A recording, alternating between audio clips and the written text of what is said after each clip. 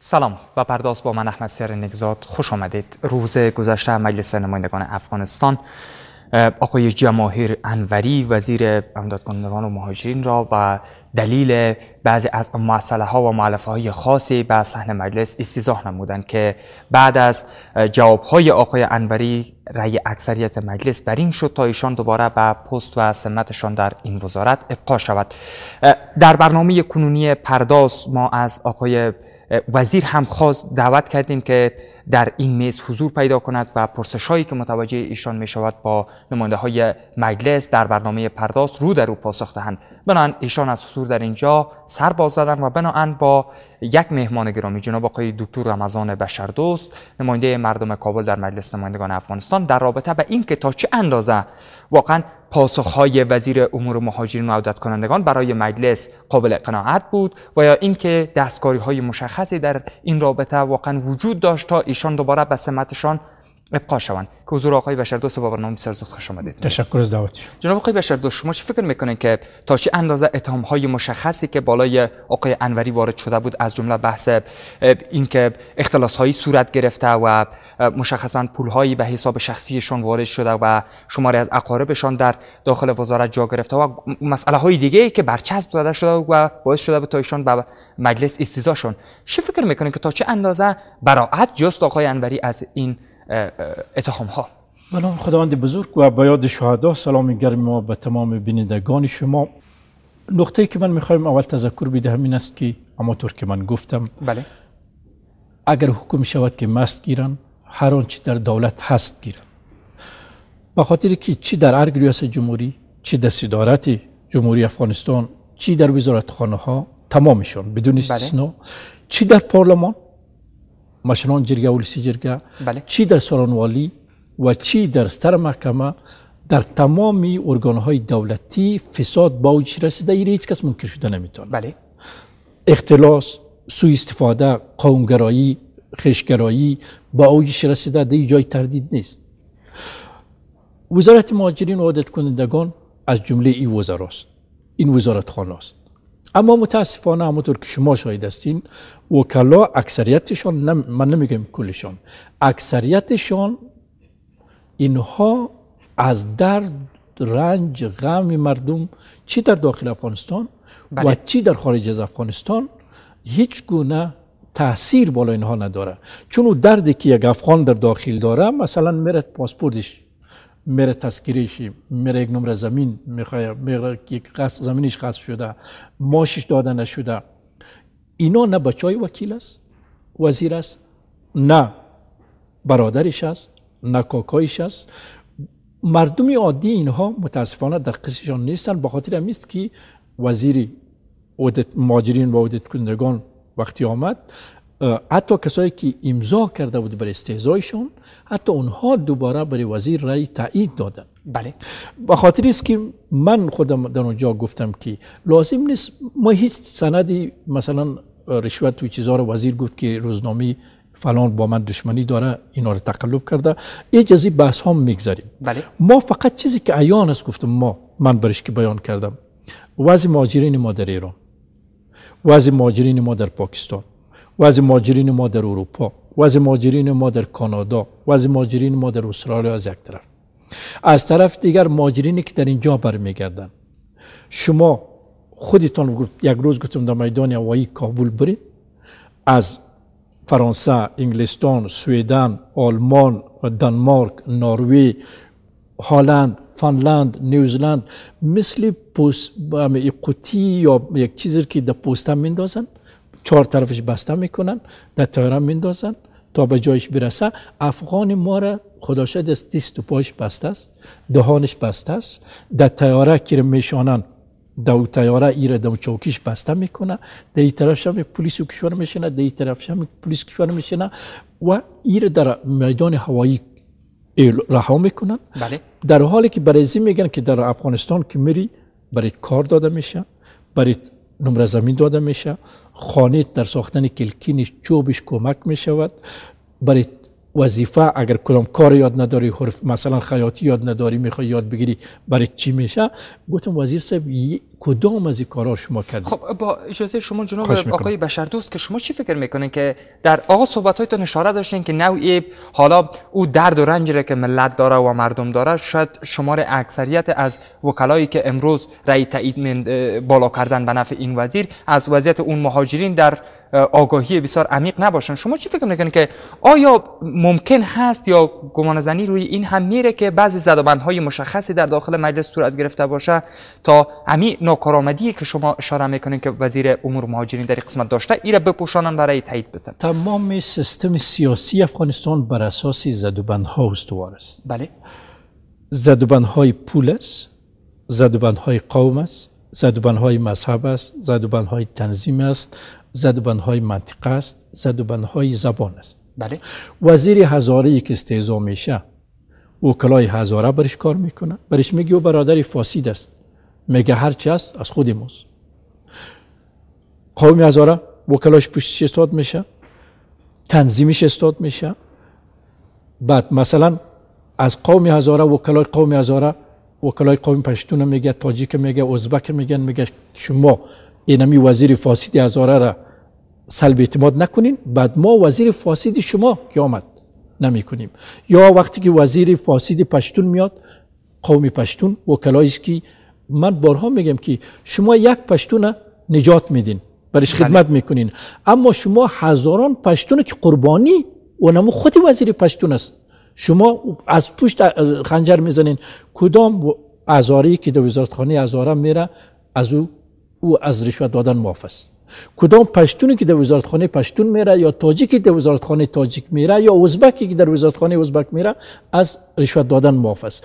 کدام ازبک و ترک تبار بیچاره و فقیر و غریب برش وزیر مهاجرین که خود نماینده ترک تبارا اعلان میکنه، کدام نمره زمین داده، خانه داده، کار داده؟ اونمو افغان ما که از در ایران اعدام میشه، بین از او ازبک هم است، پشتون هم است، تاجیک هم است، هزاره هم است. اینجاست که زدوبندها که است تنها پیسه نیست که ما بگیم یعنی فقط به خاطر پیسه ابقا و سلب یک وزیر در خانه ملت هم بر اساس زدوبندهای قومی بیشتر شکل میتونه بگیره. من ادعای من است که در طول 7 سالی که من وکیل هستم، شاید تنها وکیلی باشه که بر اساس ماده 72 قانون اساسی افغانستان وقتی کاندید وزیر آمده رای داده. ماده 72 قانون اساسی افغانستان چی میگه؟ به صورت واضح من اینجا دارم. میگه کاندید وزیر باید تحصیلات عالی داشته باشه. یک، تجربه کاری داشته باشه. 2، شهرت نیک داشته باشه. 3، دو تابعیت نباشه، اگر بود استثناء قبول میشه، و با جرم ضد بشری و جنایت جنگی محکوم نشده باشه. من چالش میدم، برای من یک کاندید وزیر آقای کرزی در طول 7 سالی که با اولسی جرگه روان کردن نشان بده که قبل از اینکه در وزارت مربوطه به عنوان وزیر میره، این یک روز هم وزارت دیده بوده؟ یک روز در وزارت کار کرده بوده؟ تحصیلاتی که میارن دیپلمشان اکثرشان تقلبی است. دیپلمای تقلبی متاسفانه نه تنها پاکستان میدن، نه تنها ایران دیپلم تقلبی میده، امروز انگلستان یونیورسیتی یورکش بهترین دیپلمای تقلبی میده، آمریکا، فرانسه، آلمان، حتی در آلمان 2 وزیر خود آلمانی مجبور به استعفا شد به خاطر که دکترایش تقلبی بود، کاپی کرده بود. برای اونا چی داده بود؟ یا مثلا لندن سکول آف اکونومیک در انگلستان مشهورترین پانتونش فاکولته اقتصاد است، بچه قذافی را ظهیرالاسلام دکترا داده بود، اونم تزیش درباره حقوق بشر. بعد فیلمش منتشر شد که دانشمندان انگلیسی چک میکنه به بچه قذافی که یک دیکتاتور، یک مستبدی خود بچه است. اینجاست که من فکر میکنم که وکلای ما هم وقتی رأی اعتماد دادن و هم وقتی عدم اعتماد دادن، مسئله قرآن، قانون، منافع ملی در نظر نمیگیرن، منافع شخصی، تنظیمی، مذهبی، زبانی، منطقوی، اینها محور رای دادن و رای ندادنشان است. به خاطر است که وزیر دیروز اونجا آمد که به هزاران خیانت خودش مرتکب شده. مثلا تفاهم نامه امضا شده با کشورهای غربی. بله. وزارت خارجه شریک است. زمانی که دکتر عبدالله بود شروع کرد، اسپانتا بود، بعد از او زلمه رسول آمد، فعلا وزارت یک سرپرست به اصطلاح دارن آقای مقبل و این وزیر مهاجرین، وزرای مهاجرین قبل با کشورهای غربی تفاهم نامه امضا شده که شما میتونین افغانها را ولو قانونی باشه در افغانستان برگردانین. حتی دستهای نهادهای حقوق بشر در کشورها بسته. یا دیروز مثلا شما وزیر شنیدین میگه در ایران اینی قدر ماستری افغان ماستر تربیه کرده، دکتر تربیه کرده، در حالی که مکتوب رسمی حکومت ایران داده که هیچ افغان حقی رفتن به مکاتب دولتی ایران نداره. بله. حقی خریدن خانه را نداره. حقی یک 7-8 نوع کار ثقیلی که مثلا جمع کردن کثافات، کارهای سنگبوری، کارهای زراعتی دارند و دیگه کارها رو نمیتونن و حق سفر در 1-3-4 ولایتی ایران رو دارن. این وزیر میره از این دفاع میکنه. یا در پاکستان برای دستور داده شده بوده که هر افغانی که خواسته باشه شما از کمپ مهاجرین میتونین بکشین، ببرین، تحقیق کنین. در جیب یک افغان ما در پاکستان خود پلیس در بین انگشت خود چرس میگذاره، از جیبش میکشه، میگه که اگر در به اصطلاح در خودی حوزه پلیس اگر نمیری در اینجا هر چیز جیبت هست به من بدی، اگر نمیجی بری مشکل خلق میکنه. اینجاست که من فکر میکنم که وکلای ما نمایندگی از مردم نمیکنن، خواست مردم انعکاس نمیدن، درد و رنج مردم انعکاس نمیدن. به خاطر است که من در پلیسی جرگه خب حالا نفس استیضاح وزیر و سوال جواب هایی که در صحن مجلس شد و خود شما هم یکی از افرادی بودین در داخل مجلس که مشخصا سوال های صریحی را متوجه وزیر ساختین، این خودش نشان دهنده از این نیست که به هر حال مجلس نمایندگان افغانستان هم در رابطه با همین مشکلات مردم وادار ساخته شدن تا وزیر به صحن مجلس بکشن؟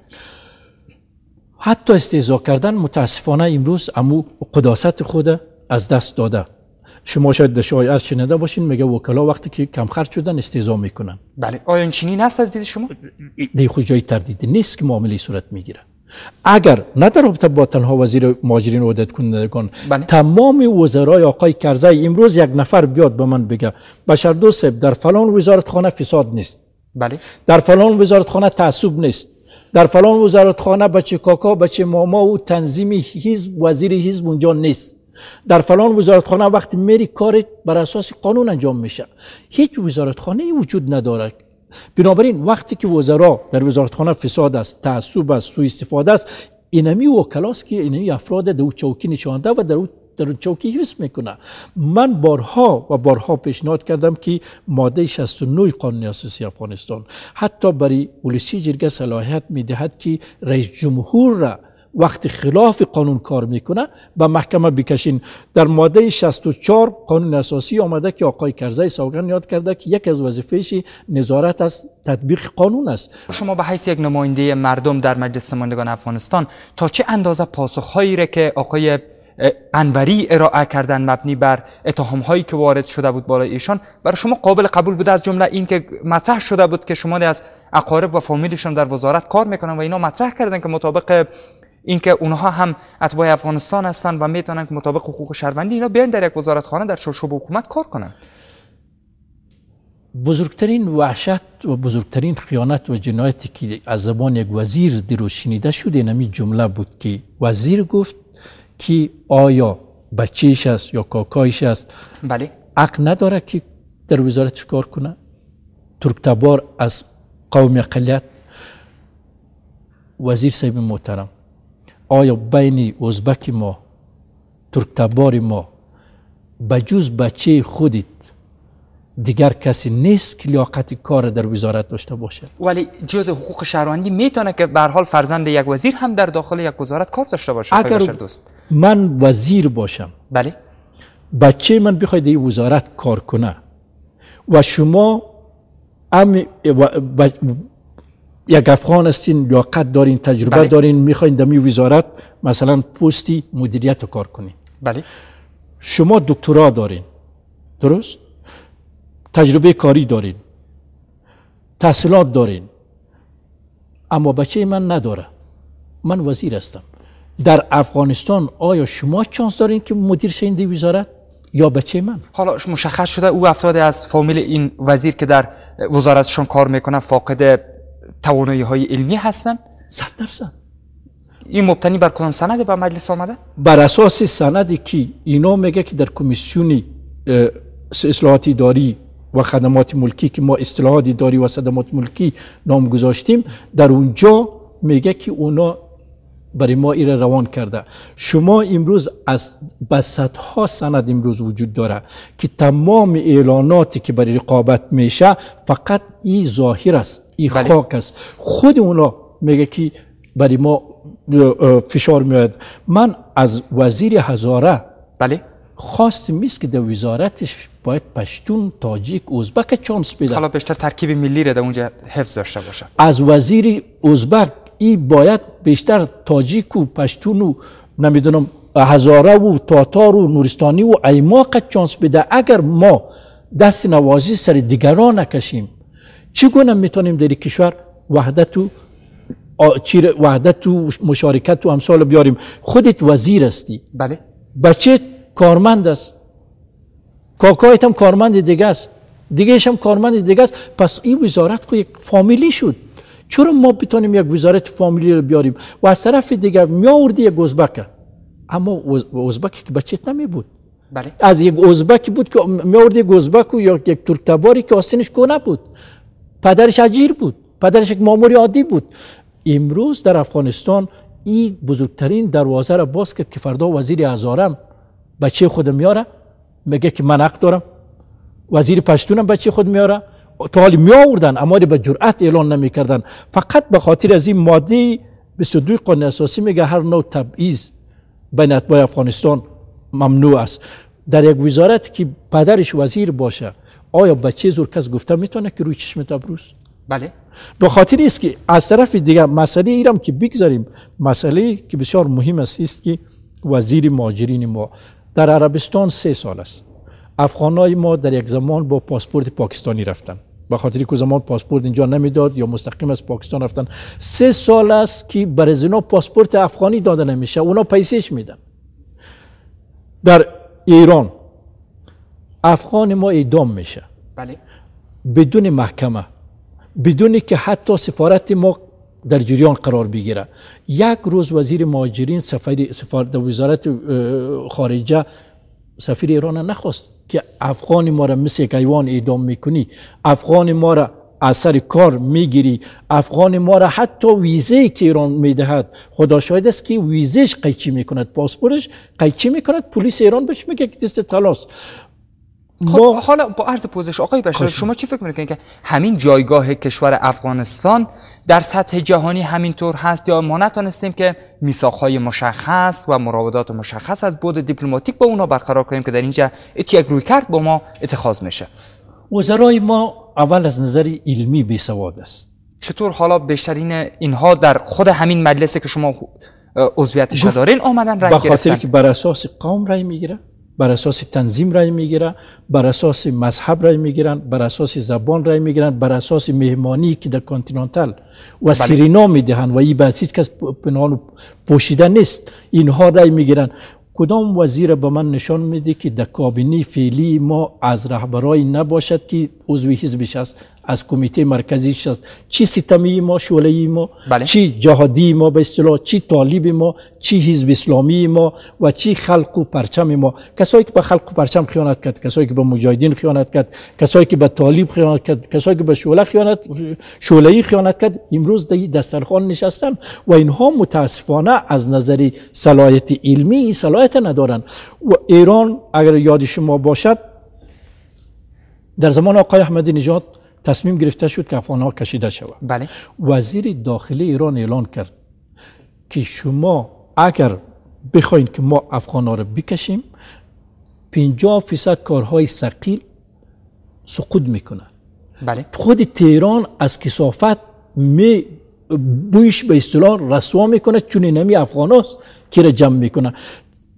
کسایی که سنگبوری اصفهان دست دارن رفته بودن پیش والی ولایت اصفهان، گفته بودن که والی صاحب اگر افغانا را میکشی بچه خودی تروان کو که در سنگبوری کار کنه، به خاطر که تمام سنگبوری سر این استاد است. نیروی کار افغان ها 100%. امی چند روز پیش آقای روحانی وقتی رئیس جمهور شد اینا هم تصمیم گرفتن که افغان ها کشیده شود. رئیس پلیس ایران رئیس پلیس ایران مصاحبهش من دارم از خود سایت های خود ایرانی چی نوشته کرده در یک مصاحبه که داد، گفت که سیاستمدارای ما باید این عادت رها کنن که شب میخوابن، صبح بیدار میشون و تصمیم میگیرن. بله. در رابطه با افغانها اگر ما افغانها را بکشیم 50% اقتصاد ما در ایران سقوط میکنه. امروز ثقیل‌ترین کارهای ایران افغانهای ما میگردانه. جناب آقای بشردوست، حالا شما چی فکر میکنید که این تصمیم مجلس نمایندگان افغانستان، حالا چیزی که شمار دیگر از وکیل‌هایی که موافق بودند به جوابهای آقای وزیر مطرح کردند که جوابهای آقای انوری بر اونا قناعت بخش بود، شما چی فکر میکنید که این تصمیم مجلس نمایندگان افغانستان نسبت به ابقای آقای وزیر در سمتش چقدر یک تصمیم بجا بوده و با حضور این شخص در رأس وزارت تا چه اندازه میشه که ما توقع حل شدن مشکل‌های مهاجرین داشته باشیم؟ برای من اجازه نداد که یکی از پرسش من این بود که آقای وزیر صاحب اگر لطف کنه بله. برای ما لیستی وکلا و سناتورا را ارائه کنه که چند نفر را به فرمایش اینها وزیر مهاجرین زمین داده. بله. متاسفانه وکلای ما همانطور که من در اول گفتم در قصه نیست که افغان ما از ایران، از سویدن، از انگلستان، از فرانسه و از کشورهای دیگر خلاف نرم، خلاف حقوق بشر دست و پا بسته در افغانستان انداخته میشه، در حالی که قانون خودی کشورها، در حالی که کنوانسیون ژنو، در حالی که منشورهای حقوق بشر سازمان ملل متحد نوشته است که هر کسی داخلی کشورها میشه درخواست میکنه، درخواستش باید بررسی شود. وزیر صاحب، رئیس جمهور ما، معاونینش، حتی وکلا، سناتورا وقتی در سفر میرن در کشورهای خارجی اینا رو در بهترین هتل جای میدن. بله. بهترین نان برای زنا میدن، بهترین سفر خرج برای زنا داده میشه و بعد اینا میگن که در افغانستان امنیت است، در افغانستان کار است، در افغانستان دموکراسی است، در افغانستان حقوق بشر است، شما میتونین حتی افغانای مهاجر ما روان کنین، در حالی که کشورهای غربی، استرالیا، بله. کانادا، اروپا، در مجموع آلمان، فرانسه به علتی با کانادا و استرالیا به خاطر که زمین بسیار وسیع وجود داره و جمعیتش بسیار کم است نسبت به زمین، نیاز به جمعیت داره. کشورهای اروپای غربی که است چون تولد تجدید نسل در اونجا نیست، بله. تقریبا اینو هم نیاز به کارگر دارن. اینا باید برن در کشورها برایشان بگوین که شما مهاجر ما را قبول کنید. یک مهاجر ما که در اروپا کار میکنه یک فامیل در اینجا نان میده. بله. اینا برعکس میگه شما روان کنید در افغانستان کار است. در کجای افغانستان کار است؟ در کجای افغانستان امنیت است؟ در کجای افغانستان حقوق بشر است؟ کسایی که از طب فارغ میشه بیکار است، کسایی که از دارالمعلمین فارغ میشه، از انجینری فارغ میشه به صدها بیکار است. وکلای ما نه بچهش بیکار است، بله. نه خودش بیکار است، نه دخترش بیکار است. بهترین پوانتونای در اروپا، در آمریکا اینا بورس دولتی خلاف قانون میرن درس میخوانن، خودشان اینجا نانشان چرب است، خودشان کار دارن، اما او پشتون و هزاره و تاجیک و ازبک و ترک تبار و ایماق و تاتار و بلوچ ما که به هزارایشی جان خود به خطر میندازن تا در کشور برن برای لقمه نان. اگر نه کی حاضر است که خود به کشتن بده بره در استرالیا، در حالی که اینجا پدرش است، مادرش است، کاکایش است، مامایش است، زنش است، اولادش است، اگر او یک لقمه نان داشته باشه. حالا به عنوان پرسش اخیر برنامه پرداز با شما اگر مطرح کنم که شما با حضور آقای انوری در رأس وزارت امور مهاجرین و عودت کنندگان حال مهاجرین در کشورهای بیرونی چگونه می‌بینید؟ حال مهاجرین ما در داخل، در بیرون از کشور روز به روز بدتر میشه، به خاطری که از رای دیروز کشورهایی که ظلم و ستم میکرد سر افغان ما ایره دست و بسته روان میکرد. سویدن، من قصه کردم، یک مرد پیر یک زن پیر به زور کابل روان میکردن. مرد سنتنگی داشت، دانش بسته بودن، دستش بسته بود، این مرد دست و پا میزد، زنش عذر میکرد برای پلیس سویدن که سنتنگی داره. میگفت شما مکار هستین، نیرنگ میکنین. حالا اونا شجاعتش در ظلم به افغانها بالاتر میشه. منتها یک جمله که من اضافه میکنم، بفرمایید. نه تنها وزیر مهاجرین، تمام وزرای آقای حامد کرزی که امروز زندگی میکنه، کدامش برای اما افغان پشتون خود خدمت کرده؟ کدام وزیر هزاره برای هزاره خود خدمت کرده؟ کدام وزیر تاجیک برای وزیر تاجیک خود خدمت کرده؟ کدام وزیر ازبک برای ازبک خود خدمت کرده، به جز اینکه برای خود اینا قصر، کاخ، پول و زندگی آرام ساخته. امیدوارم که کل وزرای آقای کرزی یک روز حساب بده اگر نمادهای واقعی باشه، و اگر نمادهای واقعی باشه خود رئیس جمهور خواسته شود. و شما زیاد باورمند هم نیستین که با همین پارلمان این وزرا بیاین حساب بتن و به هر حال این پارلمان بتونه که حسابگیر باشه از این وزیرها؟ امیدوار هستم که افغانای ما از همین حالت پند بگیرن. فردا بر اساس قوم رای ندن، بر اساس پلاو چلاو رای ندن، بر اساس مذهب و تنظیم زبان رای ندن. اگر از هر ولایت یک بشردوست دیگه می آمد، امروز ما 34 بشردوست بودیم. 34 بشردوست پدر ابراهیمی یا قانونی یا امثالم کشیدن نمیتونه. سپاس، تشکر از شما. سپاسگزاری میکنم. بیننده گرامی، قابل یادآوری میدانم که ما از آقای جماهیر انوری وزیر مهاجرین و عودت کنندگان نیز تقاضا کردیم تا در برنامه پرداز اینجا حضور بیابند و با سالهایی که متوجه ایشان میشن پاسخ دهند، اما ایشان از حضور سر باز زدند. تشکر میکنیم از آقای رمضان بشردوست عضو مجلس و از شما بیننده های گرامی که تا این دم با ما بودید. خدا نگهدار.